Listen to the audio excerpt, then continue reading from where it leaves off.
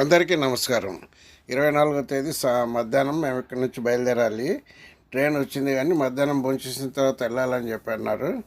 ఎలాగూ 4 గంటల తర్వాతనే టెంపుల్ ఓపెన్ అవుతుంది కానీ సరే అని మేము ఏం చేసాం, దగ్గరలో ఉన్నని చూద్దామని చెప్పి 4 గేట్లు ఉన్నాయి, 4 ద్వారాలు ఉన్నాయి, ఇక్కడ 4 గోపురాలు ఉన్నాయి.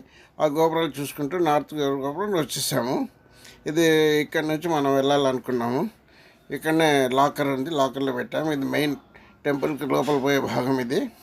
ఇక్కడ నుంచి ఇది నార్త్ గేట్లో మేము పోవాలనుకున్నాము. అక్కడి నుంచి బయలుదేరాము. ఇది 2500 సంవత్సరాల ఓల్డ్ పురాతనమైన దేవాలయం అంట. చాలా బ్రహ్మాండంగా ఉంది. ఇది ఎలా కట్టారో ఏమో అర్థం కాకుండా ఉంది. ఇక్కడ చూడండి, ఇక్కడ 1000 స్తంభాల మండపం ఒకటి కనిపిస్తుంది కదా. ఇక్కడ ఉన్న ప్రతి ఒక్క స్తంభంలో కూడా విచిత్రంగా ఒకటే విధంగా కాకుండా వేరే దానిలో చెక్కినారు. చాలా బ్రహ్మాండంగా ఉంది. మాకు టైం తక్కువ వచ్చింది కాబట్టి సరిగ్గా చూడలేకపోయినాము. 4 గంటల నుంచి 6 గంటల వరకే టైం ఇచ్చారు. అయినా సాధ్యమైనంత వరకు మేము చూసాము. ఇది చూసిన తర్వాత క్యాప్చర్ చేయడానికి వీలు కాలేదు కాబట్టి అవన్నీ తీసుకొని దాంతో గూగుల్లో వాయిస్ క్యాప్చర్ చేస్తాం. ఇదైతే ఫోటో చూసాం కానీ ఫోటో తీయలేదు. ఇక్కడ నుంచి తీసుకున్నాము. చూడండి మండపం ఎంత బాగుందో. ఇది కూడా గూగుల్లో నుంచి తీసిందే.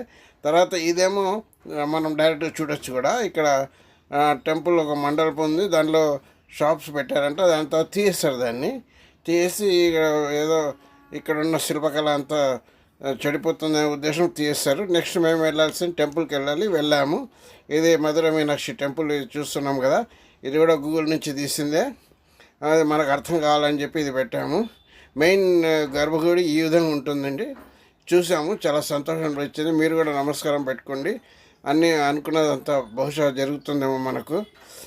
ఇక్కడి నుంచి మళ్ళా సుందరేశ్వర స్వామి అంటే శివుని చూడాలి. ఆయన సుందరేశ్వర స్వామి అంటారు. నటరాజ స్వామి విగ్రహం ఇక్కడ ఉంది.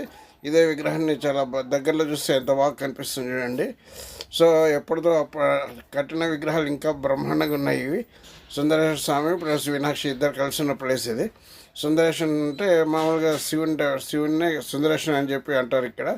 ఇది చూసిన తర్వాత ఇక్కడ ఉన్న విగ్రహం కూడా చూసాము. ఇది కూడా ఆయనదే. ఇక్కడ లింగం ఏదో ఉంది, లింగం చూసాము, మొక్కినాము. ఇదే మెయిన్ గర్భగుడి. దాని తర్వాత ఇక్కడ సింగారం చేసినప్పుడు ఈ విధంగా ఉంటుంది. పెద్ద లింగం నంది కూడా ఉంది. ఇక్కడ నందిని చూసాము.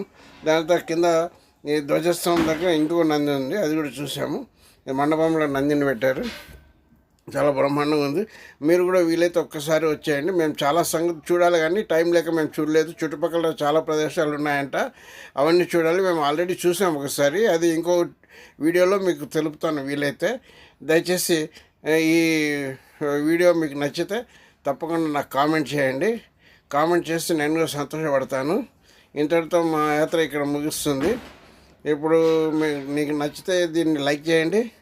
అట్లనే మీరు నాకు షేర్ చేస్తే సపోర్ట్ చేసినట్టు అవుతారు. అలాగే ఫ్రెండ్స్కి కూడా మీరు సబ్స్క్రైబ్ చేయండి, వాళ్ళకి యూస్ఫుల్ అవుతుందేమో. ఒకసారి ప్రెస్ చేయండి బెల్ ఐకాన్ని. ఇమీడియట్గా మీకు ఇన్ఫర్మేషన్ వస్తుంది. Thank you very much for meeting me.